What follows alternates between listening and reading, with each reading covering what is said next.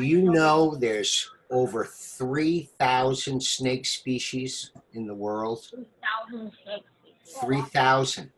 And only 600 are poisonous. Okay? And even though they're poisonous, doesn't mean that they can hurt us, because only 200 of those 600 are able to be poisonous enough that we shouldn't touch them. And we have to be very careful. But we don't touch snakes anyway. Here on Long Island, we only have 13 different types of snakes. Okay?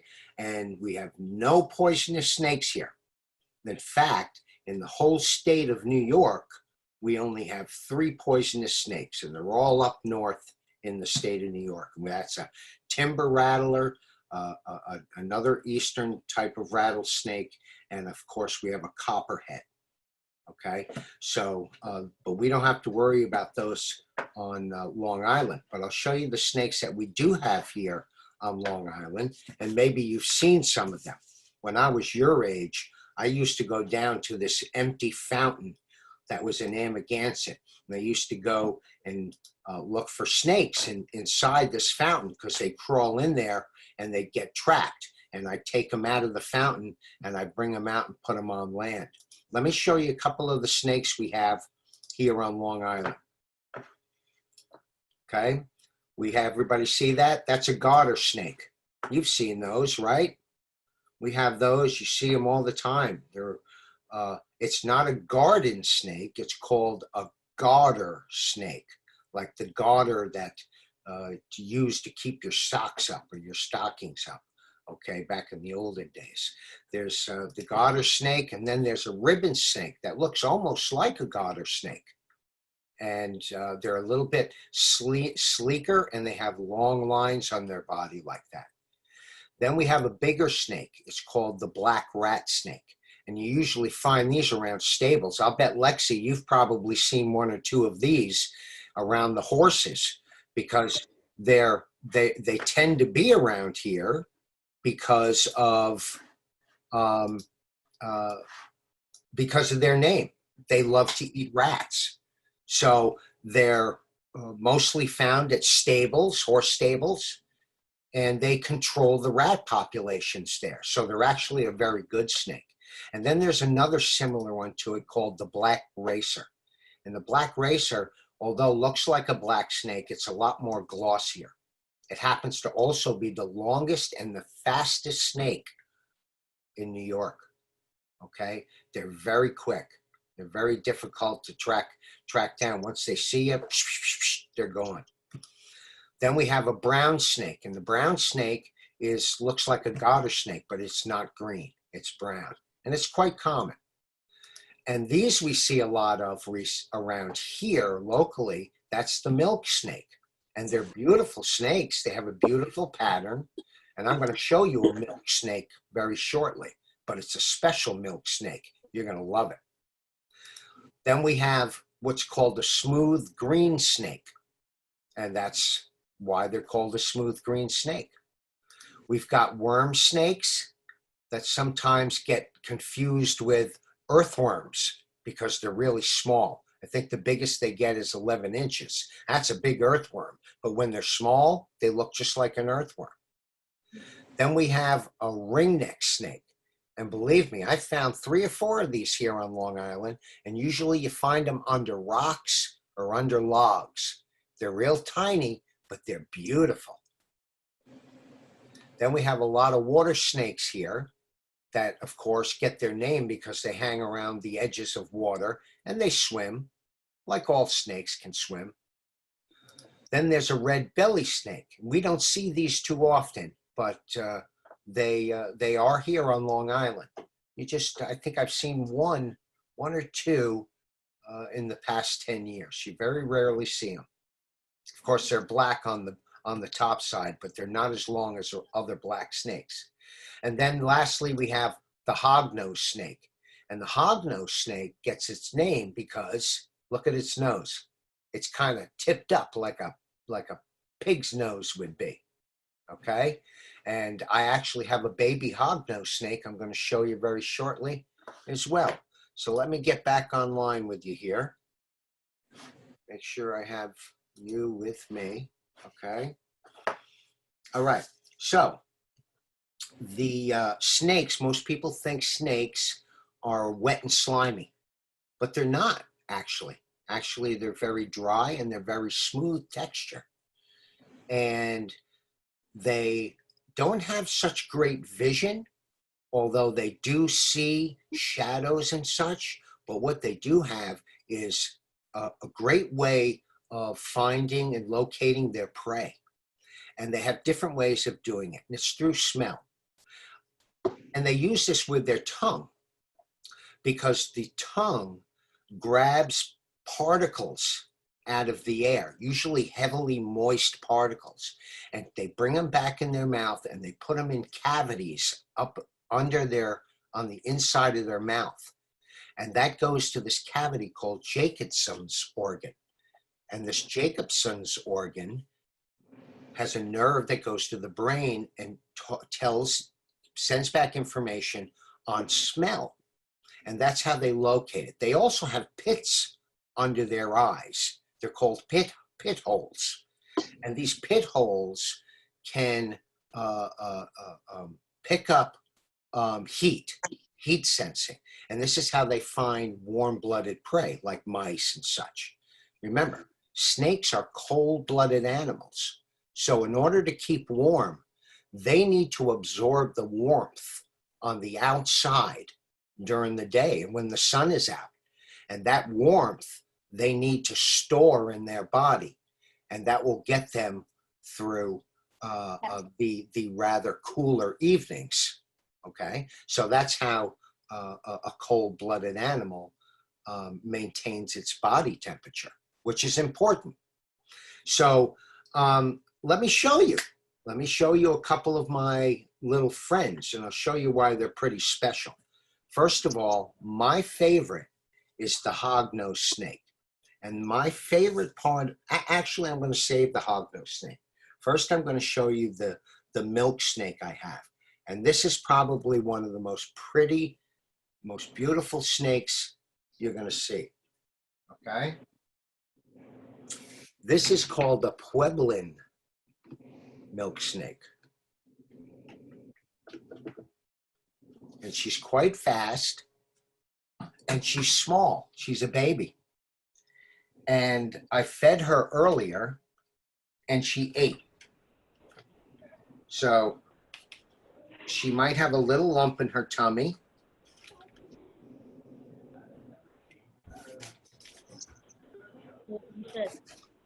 Okay, look at this. Look how pretty that is. Okay, I'm going to stand up so I can show you better.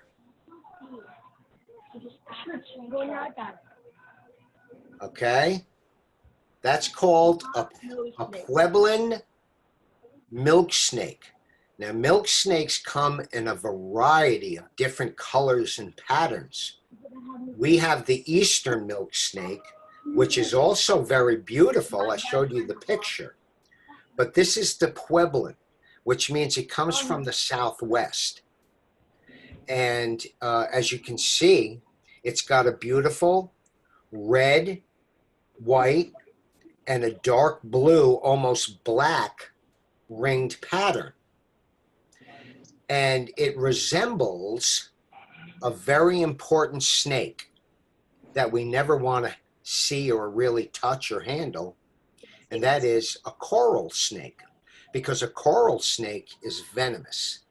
Usually find them down south, or there's also a Texas version of a coral snake. Either way, this milk snake resembles one very much so.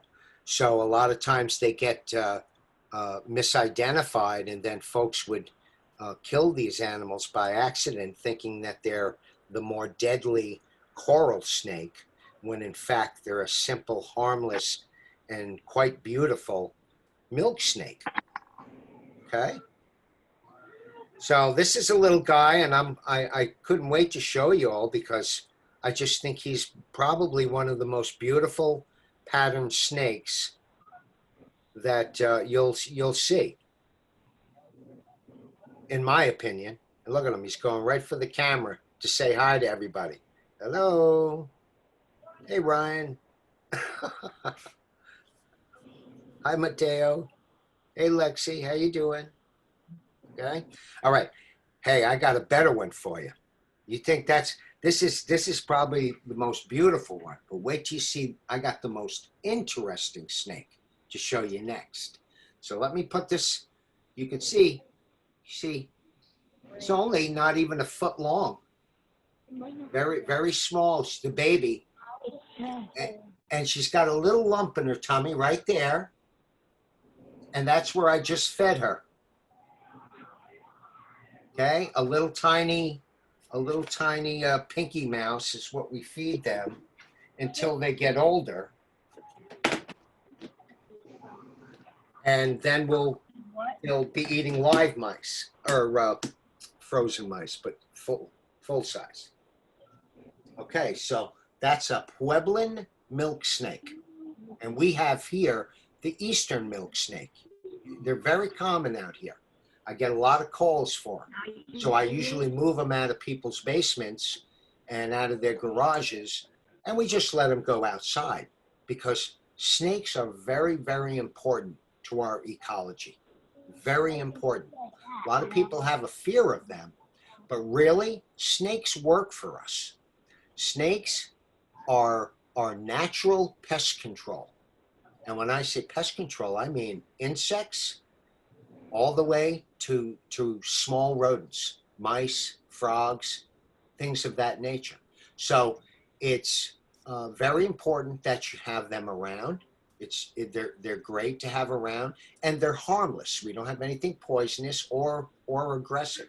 So you see a snake, just know it's good, but you don't need to approach them because then they'll slither away and they might miss out on catching a mouse that's trying to get into your basement. Okay, so snakes are good, folks. Now, I'm going to show you my other little friend here.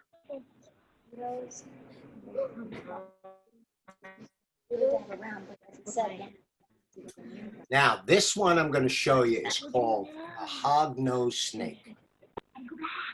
And the Hognose Snake is my favorite. And the reason it's my favorite, hold on, I'm going to mute you guys so you can hear it. The Hognose Snake is my favorite because it does something very interesting, and no other snake does it. So I want to show you what it does because this is a young one and he's probably going to display some of these characteristics. So what does a hognose snake do? Well, first of all, a hognose snake is harmless. They do look like a more intimidating looking rattlesnake, but remember, we don't have those here. So this is a hognose snake. And when a hognose snake is threatened by anything, by a predator, a dog, a fox, or a raccoon, or even a human, it displays 3 different ways of trying to protect itself or dissuade the predator from eating it. Okay, and these are those 3 ways. Okay, the first way is it curls up like a rattlesnake and it shakes its tail. But it doesn't have a tail like a rattlesnake. A rattlesnake has what they call buttons, and the buttons overlap each other. Every year they grow a new button. And when it shakes, it sounds like a rattle. Or to us, it sounds like a lot of air. It's like that. Okay? So a hognose snake doesn't have buttons on its tail, so it doesn't make the sound with its tail, but it does with its mouth. And it makes a hissing sound that sounds exactly like a rattlesnake's tail. And when I go to grab him, he's going to make that sound. And but he's also going to do something else. So I'm going to tell you the second thing that they do. If the rattle doesn't persuade the predator to leave it alone, then it goes a step farther and pretends to be an even more dangerous snake. And what do you think that is? That would be a cobra. So what does a cobra do? It flattens its neck, and it opens its mouth, and it hisses. So that's what you're going to see here in a moment, okay? I'm going to, hopefully, I'm going to stand up, and I'm going to pull out the thing. Hold on, Ryan, okay? 1 second.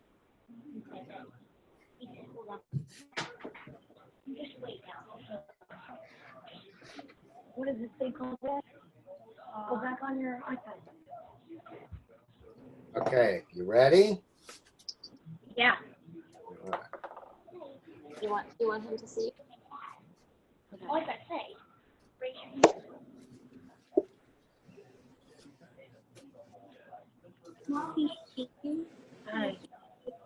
Okay, let's see if I can show you, first of all, the snake. Okay, that's the Hognose Snake. Hognose Snake. That's exactly what it is.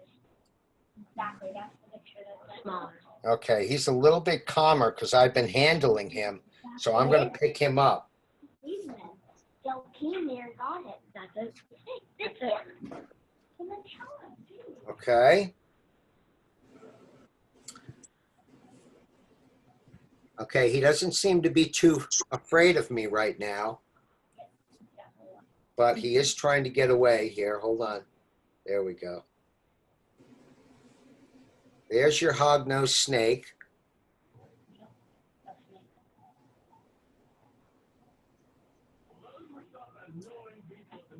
Hold on. He's trying to get out of my hand, but he's not doing any of the things I told you because he's actually quite tame with me. I've been handling him a little bit. This morning he got startled and made a sound. There he goes. There he goes. You see his neck start to flatten? Watch. Hold on now. Hold on.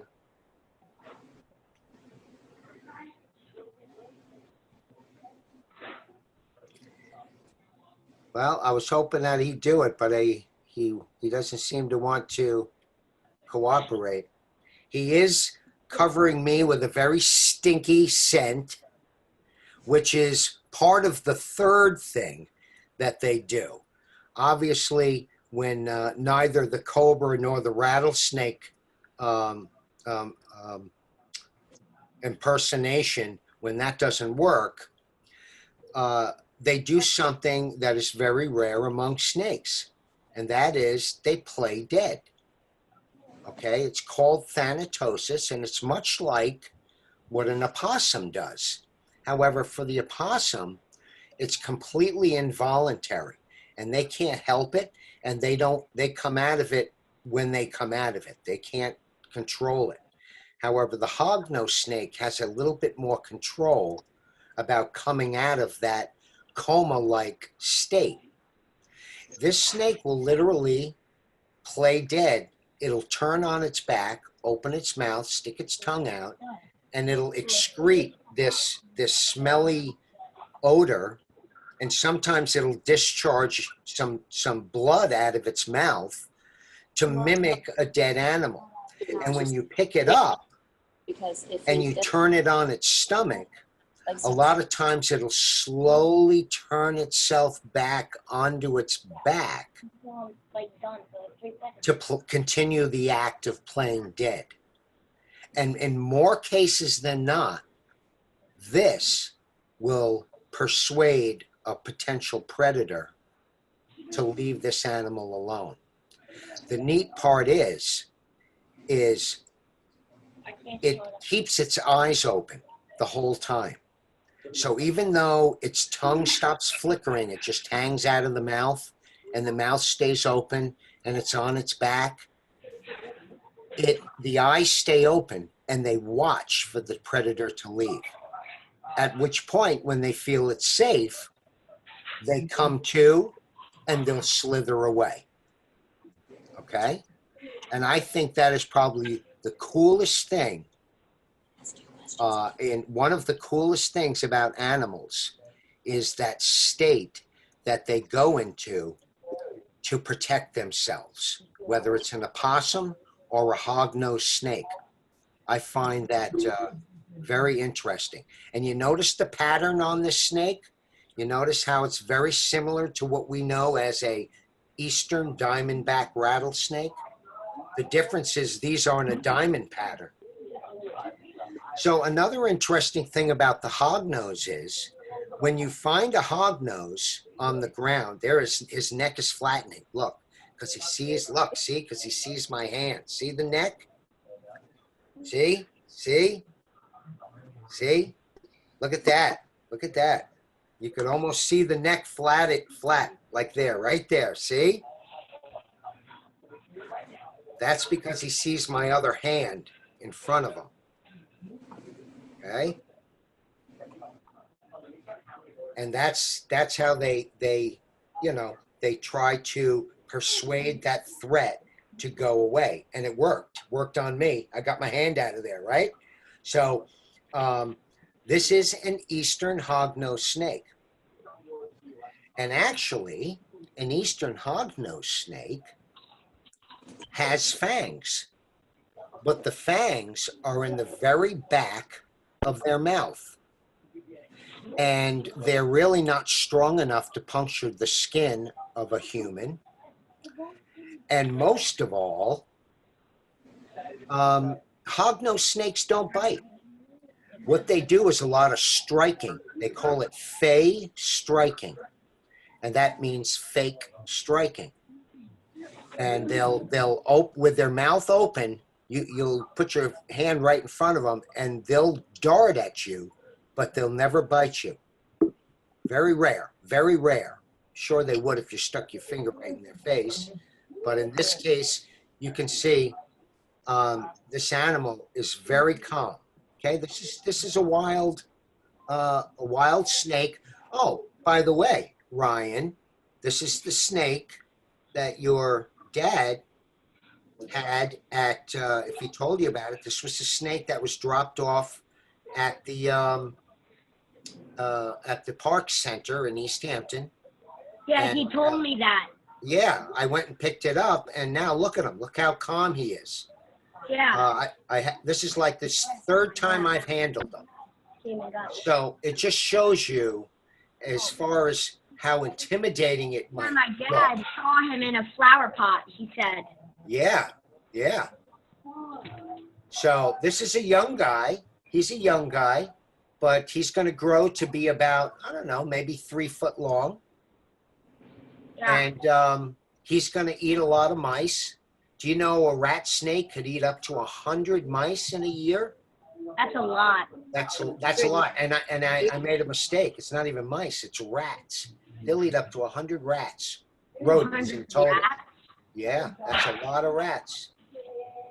So, all right, I'm going to put him back, and I'm going to tell you a few more things, and then we'll wrap this up. So let me just put him back in his little temporary home here.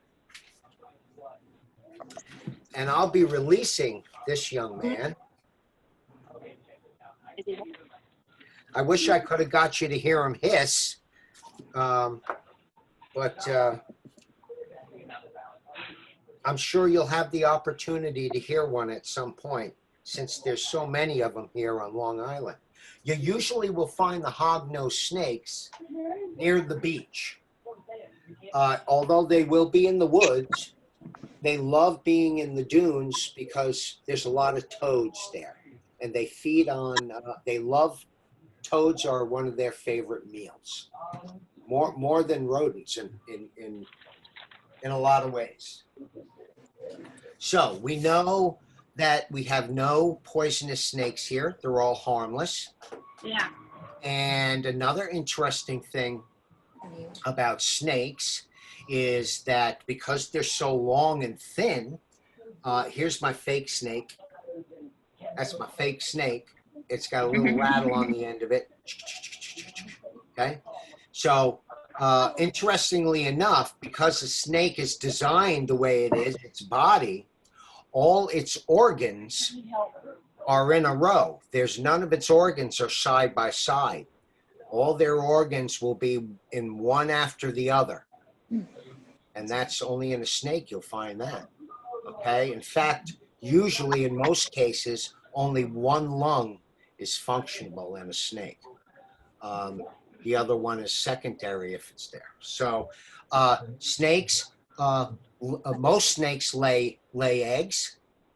And when they do lay eggs, they usually lay the eggs and they leave. Okay, they lay them in the sand, cover them with dirt, and they're gone. And when they hatch, the snakes go about their business.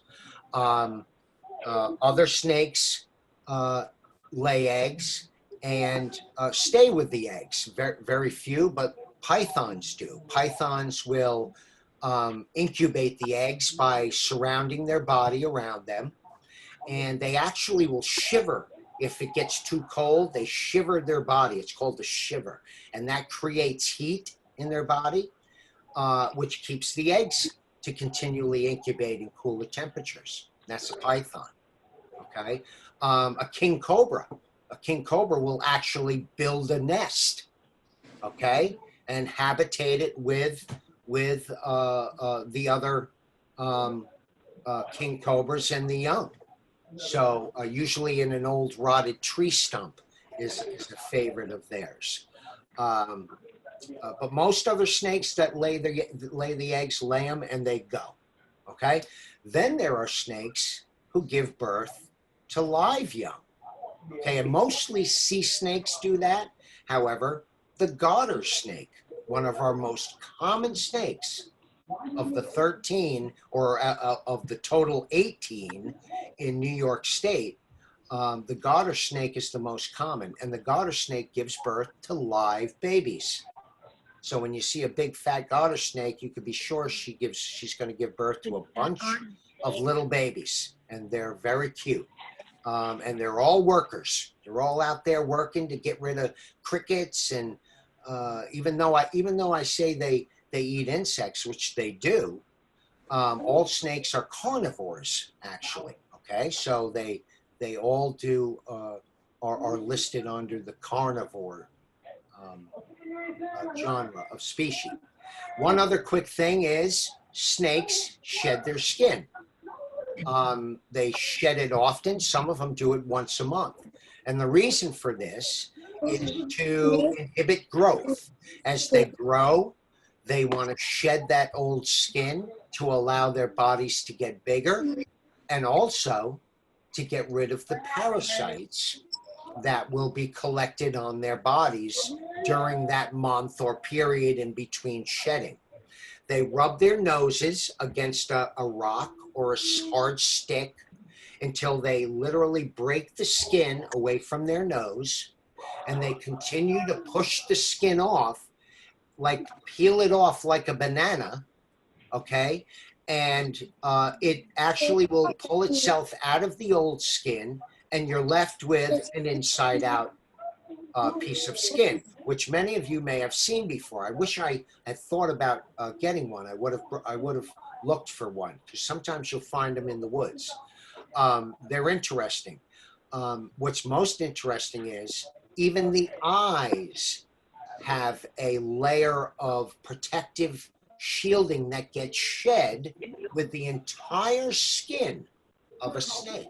So when you find one of those skins, look at the face, look at the head of that skin, and you'll see the little eye covering. And that's how you tell a snake is going to be shedding soon if it's alive, because their eyes have a milky white appearance to them. And that's not normal. A snake has a pupil, just like like other animals. You see the round pupil, or it's a slit pupil. Either way, when it's completely blue and completely covering all detail of the eye, that's because the skin is ready to be shed. And mind you, that snake doesn't see very well when that is covered in blue. So because the eyesight is hampered, that snake is a little bit more nervous. And when you translate that into human terms, we look at that as a little bit more aggressive, because they're quick to jump and quick to strike. It's because they can't see. So just imagine yourself if you were temporarily not able to see and strange things were happening in front of you. That's exactly how the snake feels right before shedding a skin. So now you have a little bit more of an understanding why a snake would react that way. However, remember, we have no venomous snakes here on Long Island, and quite frankly, we have no aggressive snakes. They are all very quite harmless, and again, they're all working for us in our ecology. Okay, so snakes are good, folks, and I thank you for joining me. I appreciate it. I hope you learned a little bit about snakes. And if you ever want to come by and look at the Pueblan milk snake, or come visit Athena or any of the other critters I happen to have on hand, or you have any questions about wildlife, you always can come over or give me a call, and we can talk about it, okay? So does anybody have any questions they want to ask me? Go ahead and unmute yourself and ask me. What's your question, Mateo? Why do snakes have poison in them? Why do they have poison in them? That's a good question, Mateo. Usually the snakes don't use the poison for self-defense. That's really a secondary reason for that venom. The primary, or the first reason for these snakes to have venom is to subdue or to kill their prey. Again, they're one of the most important elements to life is being able to eat. And because a snake has no limbs, arms, or legs, it's very limited to how it catches its prey. In fact, snakes only have 3 different ways. They either overpower their prey, like a garter snake or a milk snake would do.